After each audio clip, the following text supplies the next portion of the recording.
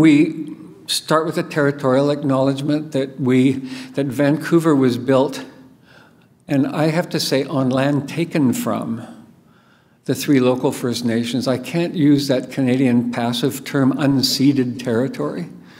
Unceded, yeah, but who took it? And so, of course, the people who built Vancouver took effectively the land that was here by Indigenous people.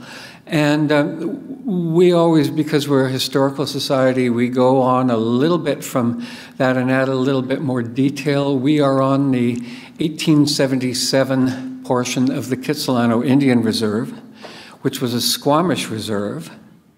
It was taken from the Squamish, effectively stolen by the provincial government in 1913.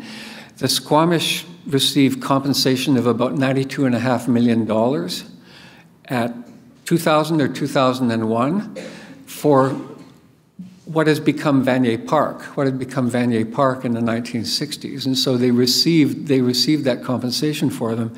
And then more recently, just a few years ago, they were able to get control back over a 10-acre piece that the Canadian Pacific Railway had taken out of the middle of the reserve for a right-of-way, in theory connecting to both deep-sea ports, and it ended up with the rail line that went to Steveston. And that just had remained in the Canadian Pacific Railway's possession. The Squamish got that back, and they are now building the Senakw mini city at the south end of the Burrard Bridge. That I can't remember whether it's 6,000 people or 10,000 people who will be living there. And so that's going to completely change the animation of the Museum of Vancouver and the other facilities that are here. Just really briefly, we talk about this area in after the Squamish lost it, and when all of the dreams of industrialization here faded away. And so during the 1920s, 1930s, the waterfront along here was generally known as Indian Reserve Beach. And so this was a place, and the stories that I've heard and researched over the years, that this was a place in Vancouver where people of color would come to sunbathe, to swim, and so on, and without any sort of feeling any fear of discrimination.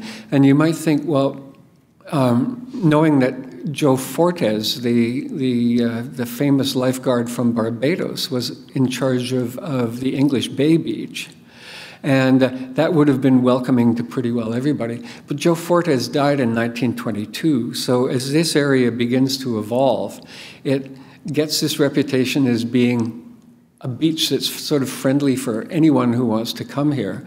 And then secondly, in the Depression, there were squatter shacks all along the water, so it got the name Bennettville after the Prime Minister of the day, R.B. Bennett. And so as in the U.S., where they had these squatters communities that were called Hoovervilles, we had Bennettvilles in Canada, and so there was that going on down here. And then from 1942 until the early 60s, it became a Royal Canadian Air Force storage depot. And my distant memories of my childhood are rows and rows of white low buildings, just all over this area that we now think of as Stanley Park. And if memory serves me, that one of those buildings formed the core of the Vancouver School of Music when it started up here in the 1960s. This building here is effectively a centennial project, Museum of Vancouver, so 1967. And the archives, the Vancouver City Archives, moved just over next door here in 1970. And so it's been kind of park recreational and so on since then.